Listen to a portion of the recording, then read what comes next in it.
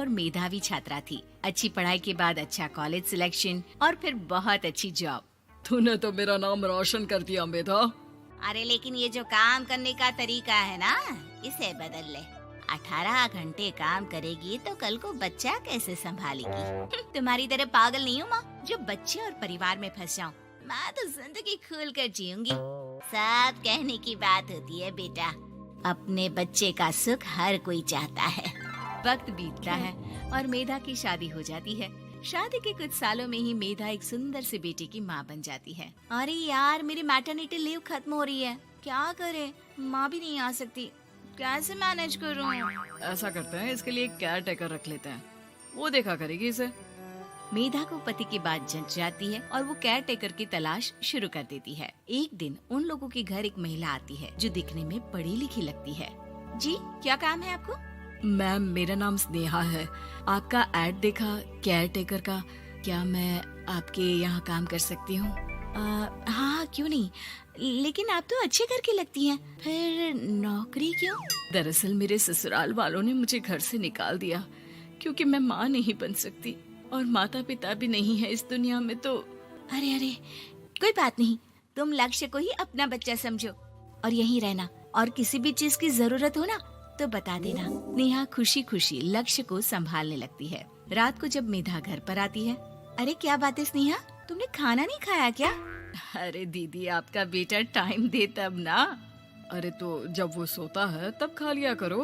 तब तो मैं इसके पास ही बैठी रहती हूँ। कोई मच्छर या कीड़ा काट ले लक्ष्य को तो अब आप पकड़ो, मैं खाना खा लेती हूँ। स्नेहा वहाँ से चली जाती है। बहुत ही अच्छे से ख्याल रख रही है ये लक्ष्य का। मेधा, इतना तो शायद तुम भी ध्यान नहीं देती। मेधा को पति की बात बुरी तो लगती है, लेकिन कुछ नहीं कहती। धीरे धीरे स्नेहा मेधा और उसके पति के साथ बाहर भी जाने लगी।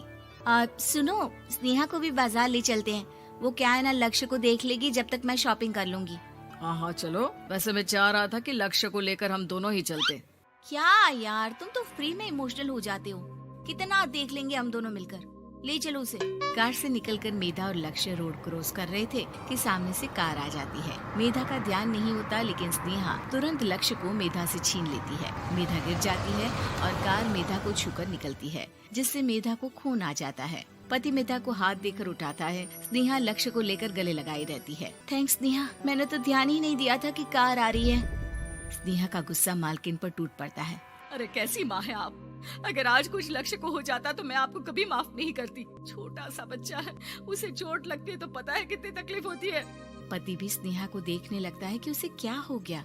मेधा को स्नेहा पर काफी गुस्सा आ जाता है। घर आकर कहती है, देखो स्नेहा, माना तुम लक्ष्य को बहुत प्यार करती हो, लेकिन वो मेरा बेटा है, मैं कभी जानबूझकर उसके साथ बुरा नहीं कर सकती, समझी? मुझे माफ कर दीजिए, मैं लक्ष्य को लेकर कुछ ज्यादा ही सेंसिटिव हो चुकी हूँ। मैं ध्यान रखूंगी कि आगे से ऐसा ना हो। मेधा का मन स्नेहा से अब हटने लगा था।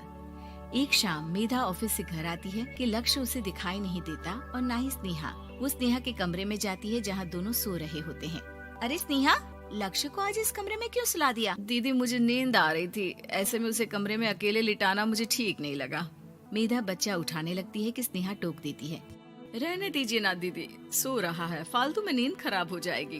मेधा को गुस्सा आ जाता है और वो बच्चा उठाकर वहाँ से चली जाती है। अगले दिन मेधा स्नेहा को बुलाती है, साथ में एक और लड़की खड़ी होती है।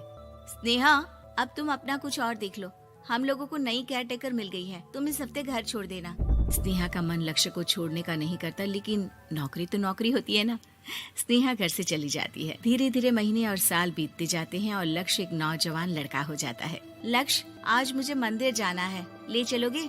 ठीक है माँ, एक काम करके अभी वापस आता हूँ, तब तक आप और पापा दोनों तैयार हो जाइए। दोनों तैयार होकर बैठ जाते हैं, लेकिन लक्ष्य काफी देर तक नहीं आता। अरे मेधा, फोन तो करो लक्ष्य को, देखो क्या हो गया उसे। मेधा फोन करती है तो पता चलता है कि लक्ष्य का एक्सीडेंट हो गया है और वो सिटी अस्पताल में है। जल्दी चलिए, पता नहीं कैसा होगा मेरा बेटा। अरे चिंता ना करो, सब ठीक होगा, मैं अभी कार निकालता हूँ। दोनों मियाँ बीवी अस्पताल पहुँचते हैं, जहाँ वो लोग देखते हैं कि लक्ष्य बिस्तर पर पड़ा होता है। एक महिला इन्हें यहाँ लेकर आई है, वो वहाँ बैठी है, लेकिन फिलहाल तो आप लोगों को इनके लिए किडनी का प्रबंध करना होगा। एक्सीडेंट में इसकी किडनी डैमेज हो गई है। मेरी ले लीजिए डॉक्टर साहब, मेरे बेटे को बचा लीजिए। नहीं नहीं, आप माँ हैं, आपकी नहीं ले सकते, पिता की भी नहीं। आप किसी रिलेटिव या दोस्त से पता कर लें और हाँ थोड़ा जल्दी करें क्योंकि देर होने से मामला बिगड़ सकता है। मेधा बैठकर रोने लगती है कि वहाँ डॉक्टर आ जाते हैं। जिस औरत ने आपके बेटे को यहाँ भर्ती कराया था वो अपनी किडनी आपके बेटे को देना चाहती है। हाँ? कौन है वो? कहाँ है वो? तभी वहाँ स्नेहा आ जाती है। स्नेहा तुम? मैं लक्ष्य को पहचान नहीं पाई थी, लेकिन आप लोगों को देखकर समझ गई कि ये लक्ष्य है, इसलिए वापस आ गई। मैं अपनी किडनी आपके बेटे को देना चाहती हूँ। मेरी अपनी तो कोई औलाद नहीं, लेकिन लक्ष्य में मैंने हमेशा अपना बच्चा देखा। तुम धन्य हो स्नेहा, जो इतने साल में भी लक्ष्य को भूल नहीं पाई। सही मामले में तो वो तुम्हारा ही बच्चा होगा, क्योंकि जन्म भले ही मैंने दिया हो, लेकिन आज तुम उसकी जिंदगी बचा रही हो।